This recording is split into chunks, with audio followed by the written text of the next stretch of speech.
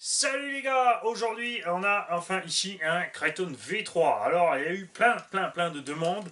D'abord j'avais dit non parce que tout simplement le V3 il n'y a pas de grosse différence avec le V2.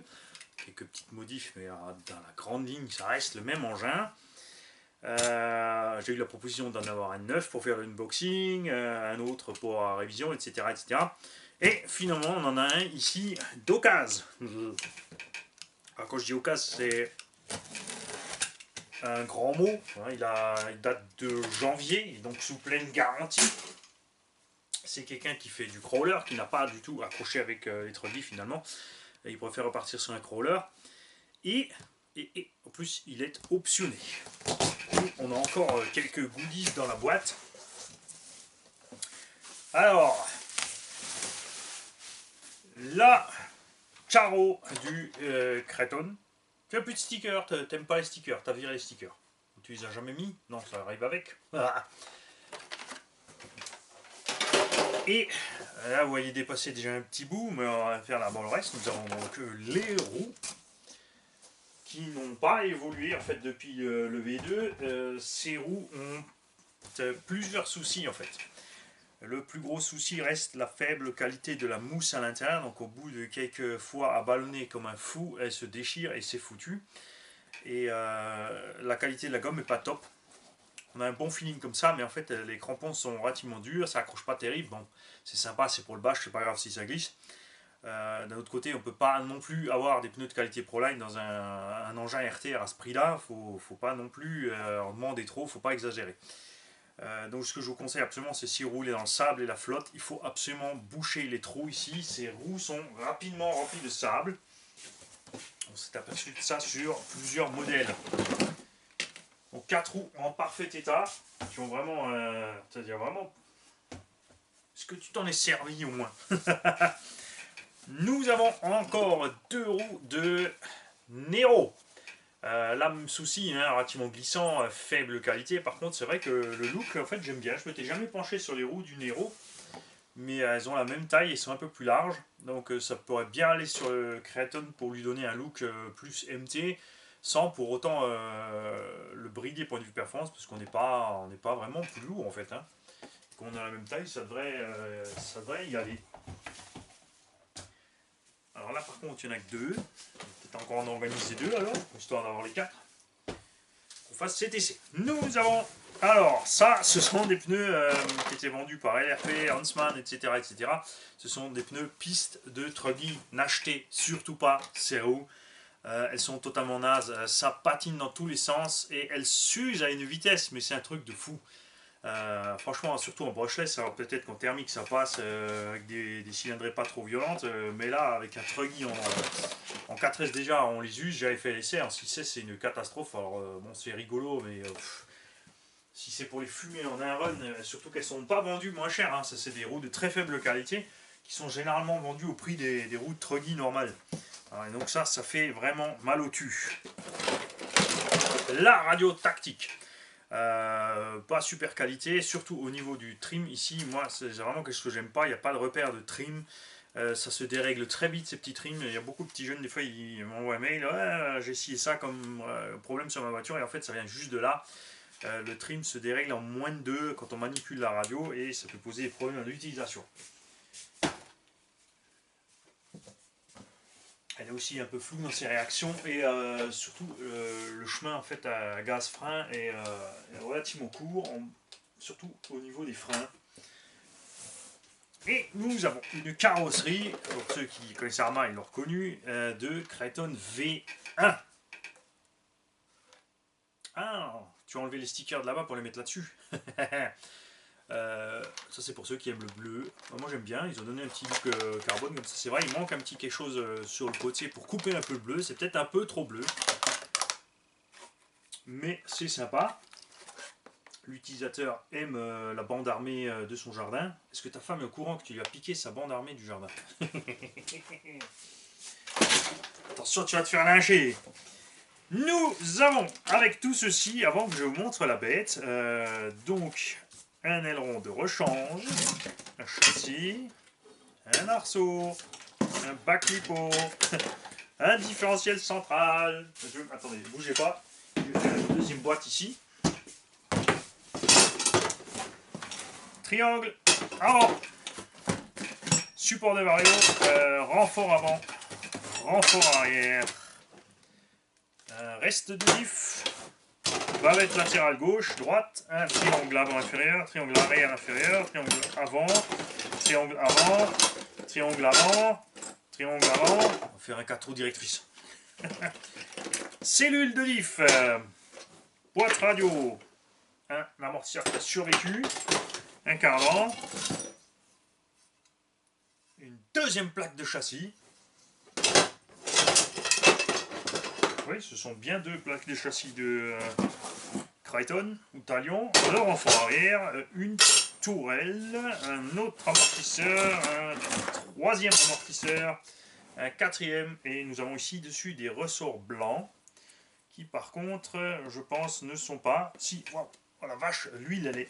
Regardez, le ressort n'arrive pas à remonter l'huile. Ceci est donc un problème de réglage. Le quatrième amortisseur, on a donc bien deux avant et deux arrière.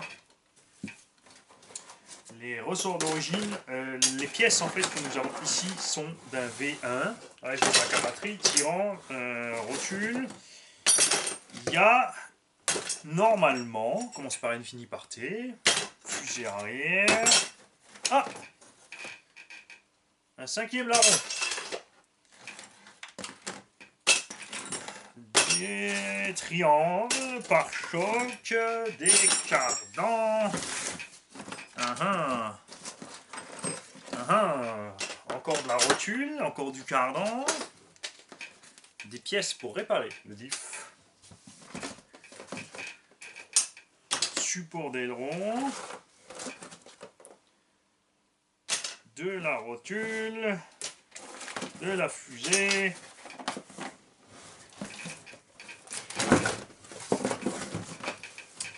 Et je vais vous montrer le reste tout à l'heure, des choses à laquelle je ne m'attendais pas en fait. Ah, un sixième amortisseur. Là aussi, il a utilisé la technique que j'ai utilisée aussi. J'avais essayé sur un des rats. Il est parti faire sa vie. Un double ressort à l'avant, puisque au début on avait vraiment des problèmes de dureté sur les V1. Et un moteur de V1. Alors le rotor qui a été monté sur autre chose est modifié. Ici, il a été raboté pour pouvoir le monter plus près en fait, donc avec un petit pignon. Ça par contre c'est un moteur de buggy et pas de truggy, c'est le 2050 kV de buggy. Il y a donc effectivement quasiment de quoi faire un engin, puisque j'ai encore un châssis complet là-bas en pièces détachées. On va donc pouvoir fabriquer quelque chose. J'ai reçu des bonbons hachis au citron. Ah, c'est bon ça. On va mettre tout ça de côté.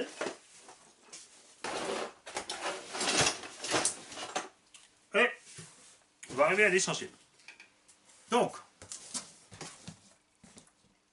que je vérifie le nom, que je dise pas de bêtises. Parce qu'il a un nom comme moi. Moi c'est Raymond Marc, on peut m'appeler Raymond ou Marc, mais Raymond c'est le nom de famille. Donc, Pascal. T'es un fou, en fait, puisque ça je m'y attendais pas du tout. Pascal m'a mis une lipo 6S HRB. Beaucoup m'ont posé des questions si ces lipos sont bonnes. Donc Pascal, on compte sur toi pour nous dire si tu t'es content de ces lipos. Toute évidence, elles n'ont pas gonflé. Mais elles n'ont pas l'air non plus d'avoir servi beaucoup. Je vais donc pouvoir tester ceci. Nous avons deux HRB 5000 6S. Accrochez-vous bien, c'est pas fini. Deux RC 5000 Python 4S celle-ci. Une sans prise, mais ça c'est pas bien méchant, de la prise on en a là. Et une Orion Carbone qui est elle un petit peu gonflée. Ça c'est typiquement Orion Carbone. Pourtant c'est une 90C, j'avais le même souci, j'en avais spécial à Revo, franchement au bout de 10 packs, de la merde. Très très mécontent des lipos Orion. Si certains d'entre vous ont essayé les nouveaux packs 15,2 volts Orion, merci de nous laisser une com si ça s'est amélioré ou pas. Un skid plate des Racing de rechange. puisqu'il a monté plein d'autres trucs là-dessus. Alors attention.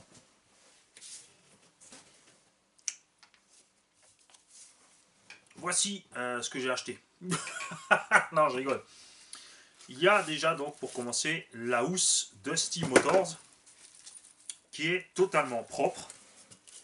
A-t-elle seulement servi? Et l'engin.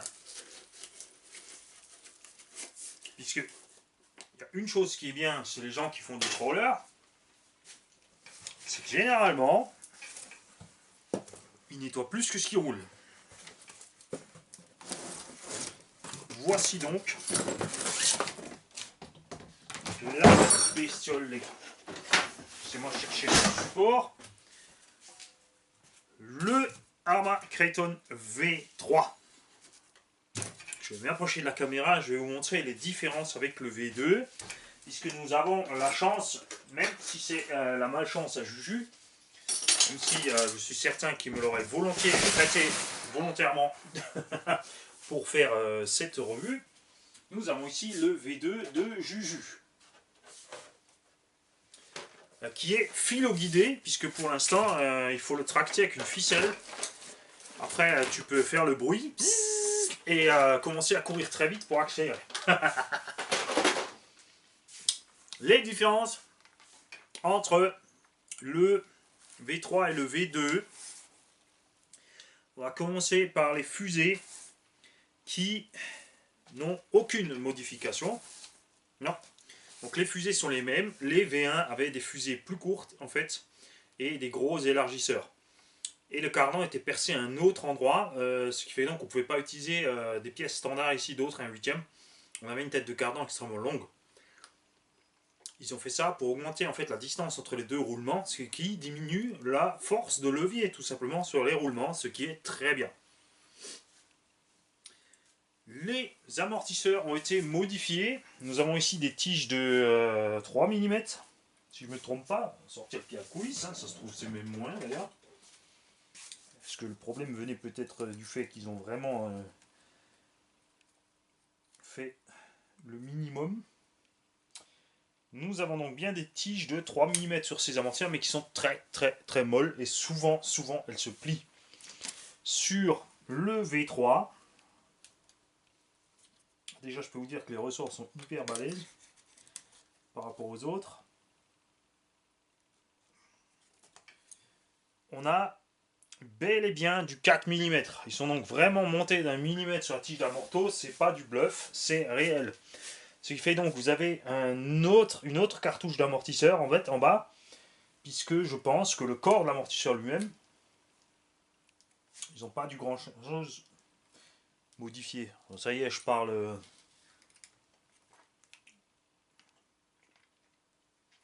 en Yoda.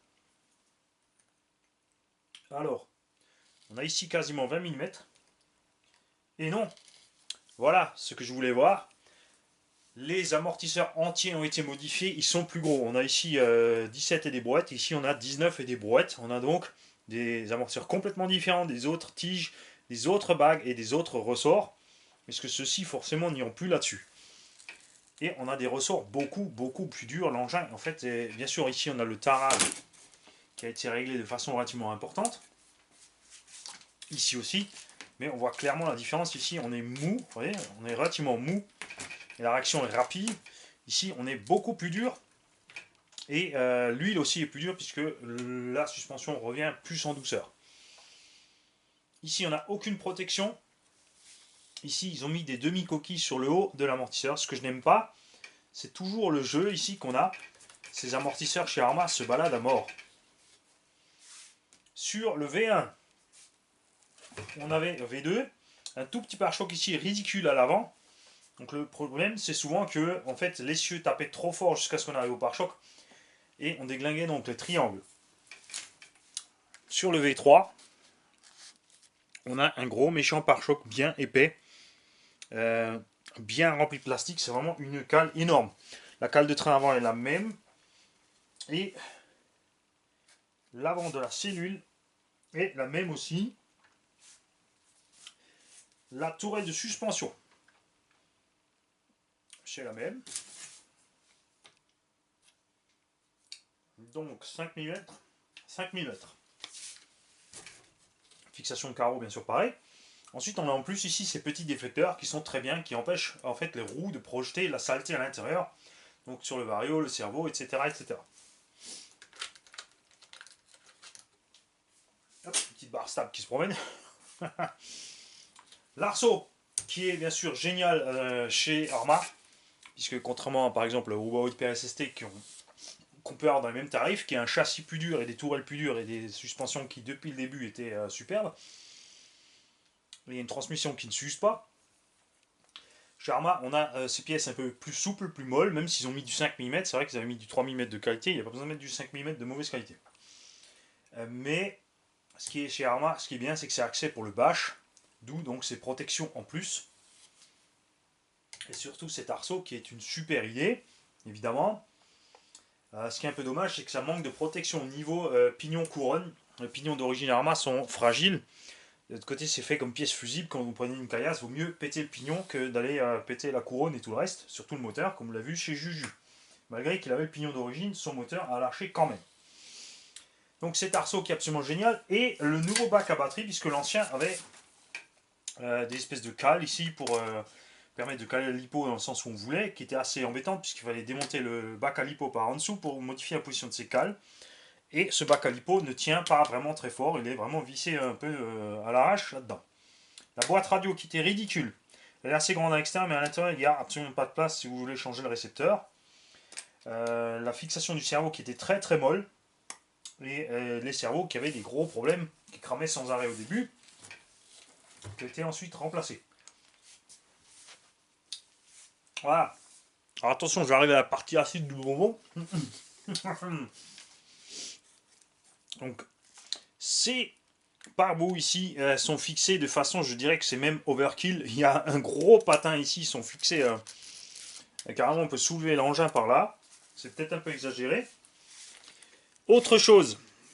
Voilà. C'est pour ça que c'est quand même bien en fait que je fasse le unboxing du V3, puisque comme d'habitude, Mani a vu tout ce que les autres n'ont pas vu ou personne n'a cité. Enfin, j'en ai pas entendu parler.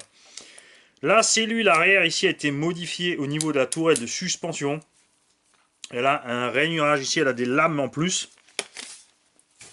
On va voir ici sur le V2. Sur le V2, il n'y a rien. Vous avez juste les deux montants et ça s'arrête là. Mais c'est vrai que sur les quelques gros crashs, c'est arrivé à certains de craquer ici la cellule. Ceci a été modifié sur le V3. La boîte radio qui est devenue plus généreuse. Et j'espère mieux fixée aussi, ouais. Le cerveau qui a été mieux fixé, a priori, a fortiori. Et c'est très marrant aussi, regardez. Le cerveau est monté vers la droite. En fait, on est... la cale de cerveau a déjà un angle. Puisque l'axe ici est aligné avec le bras de levier. Ils l'ont mis vers l'extérieur, alors que... sur les V1 et 2, ça fonctionne de l'autre sens, dans l'axe. Alors, je ne sais pas si ça vient du propriétaire du véhicule. Tu verras pareil, tu me laisseras la com, tu me diras si c'est toi qui as tourné ce cerveau ou si c'était fait comme ça d'origine.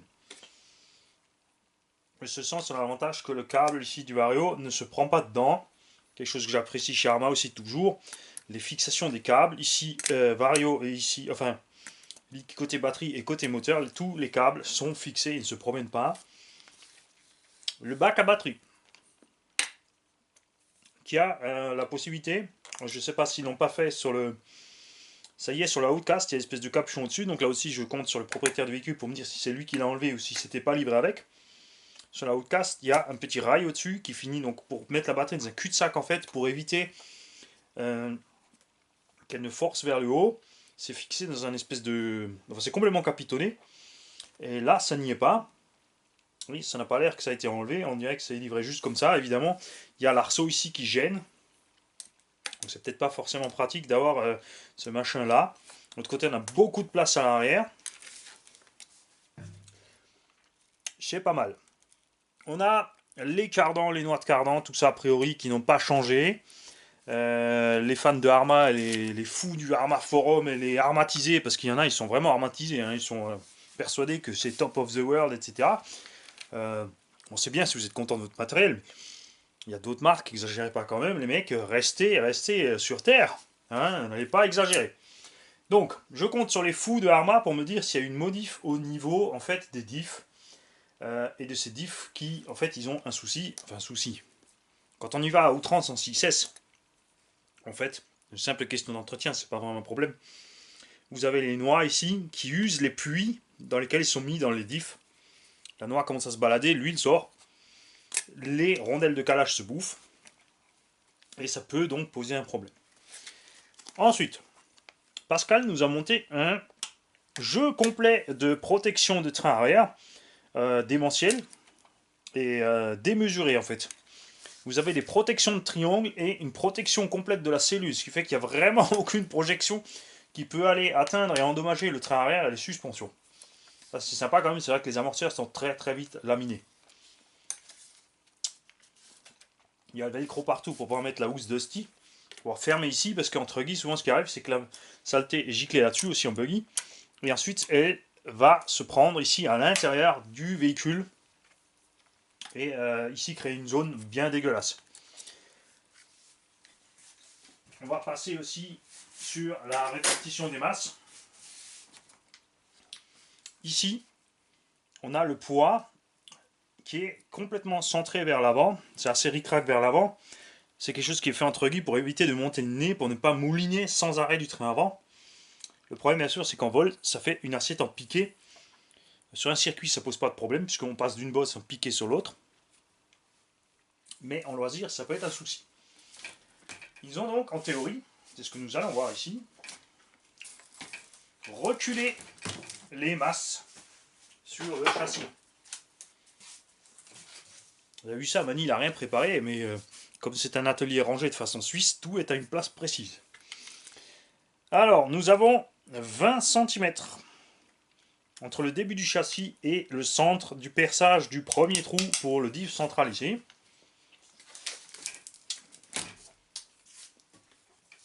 Et sur celui-ci, ça va être plus dur à voir, on a 20 cm. Voilà. Alors, puisque c'est moi qui ai raconté une connerie, mais j'avais bien entendu qu'ils avaient recentré les masses. Mais en fait, non. On a 22 cm à l'arrière. Et on a 22 cm à l'arrière. Oh. Intéressant quand même. Voyons voir ce que ça dit niveau bac à batterie. Ben, c'est kiff kiff. Il y a donc en fait a priori a fortiori aucune différence au niveau du châssis. Ils ont donc effectivement renforcé les cellules avant, le pare-choc avant, fait du vrai travail sur les suspensions, modifié la direction, la boîte de réception, et c'est tout. Fini. Il n'y a pas plus de boulot. Donc il n'y a vraiment pas de grande évolution, même si le renfort des cellules et des suspensions est quelque chose qui me plaît beaucoup. Les protections par projection, tout ça, c'est pas grand chose non plus, mais c'est sympa, c'est sûr. Donc Pascal nous a mis ici la platine T-Bone avec la roulette de Kitesurf. Enfin pas Kitesurf, vous savez, ceux qui roulent sur les plages avec les voiliers là. Voilà, cette roulette qui va donc se plier et qui étrangement va heurter le béquet, et donc les roues vont s'arrêter sur le béquet. Voilà, ça aurait dû être plus fin ou alors plus large, que ça aille se poser à côté pour pouvoir rester en appui. Là ça va quand même aller fraiser le béquet. Il a absolument exagéré en mettant les skid plates alu option de je ne sais quelle marque, absolument démentiel ici. À l'avant aussi, il appelle à tarte T-Bone avec aussi le méga skid plate en alu, ce qui explique aussi le faible endommagement de ce châssis. Au niveau des roulements et tout ça, on n'a pas de saleté, ça veut dire que le machin a été vraiment bien entretenu. Et que de toute évidence, vu l'état des pièces plastiques, il n'a pas servi beaucoup. On a très peu d'abrasion ici sur les triangles, etc. Le la fixation de béquet est la même aussi. Il n'y a pas d'amélioration à ce niveau-là. Il y avait une amélioration sur le niveau 2, en fait, où ils avaient modifié donc la fixation pour casser moins les béquets. Il existe aussi fabriqué par RPM. On a un double ventilomoteur lié à Racing qui lui, ça c'est bien, par contre il est clampé sur le moteur, c'est pas juste clipsé et fixé qu'un dedans, il est vissé, vous avez une bague en dessous et on a 4 vis pour fixer ce ventilo solidement au moteur pour pas qu'il ne tourne, parce que s'il tourne il va se prendre dans la transmission ici.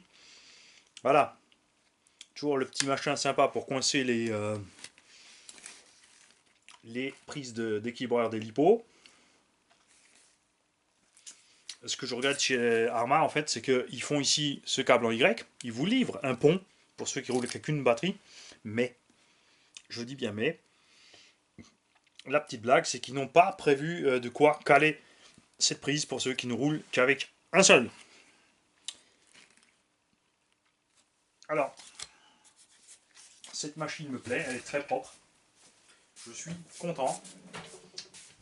Je répète, Pascal, tu as exagéré, parce que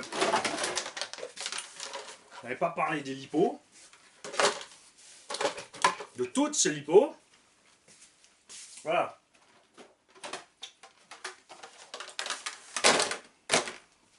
Donc, à tous ceux qui ont roulé les deux machines, qui ont de l'expérience avec les V1, V2, V3, comme toujours, merci de laisser vos commentaires en dessous, d'en ajouter si je me suis planté, enfin, si j'ai oublié quelque chose, de râler si j'ai dit une bêtise. À première vue, comme ça, on ne voit pas plus sur l'engin. Donc je compte sur vous pour me parler de ces différentiels et tout ce qui est à l'intérieur de cette machine. Et à bientôt avec cette machine en mouvement, puisque j'ai quand même envie de m'amuser rapidement avec. Même si ce week-end j'ai autre chose de prévu. Salut les gars, bonne journée à tous. N'hésitez pas, contactez-moi et... Oh, Pascal, le béquet monté de travers. Ah oui, ça c'est quelque chose aussi que j'ai oublié, que Arma a zappé un peu. Le béquet est monté vachement bas à l'arrière par rapport aux suspensions, donc il arrive facilement qu'il passe sous l'un ou l'autre amortisseur. Par contre, ce béquet est bien flexible et il encaisse donc un paquet d'abus. Ça c'est cool, mais il aurait fallu monter un petit cran. Voilà. C'est trop bleu, il manque un truc. Salut les gars.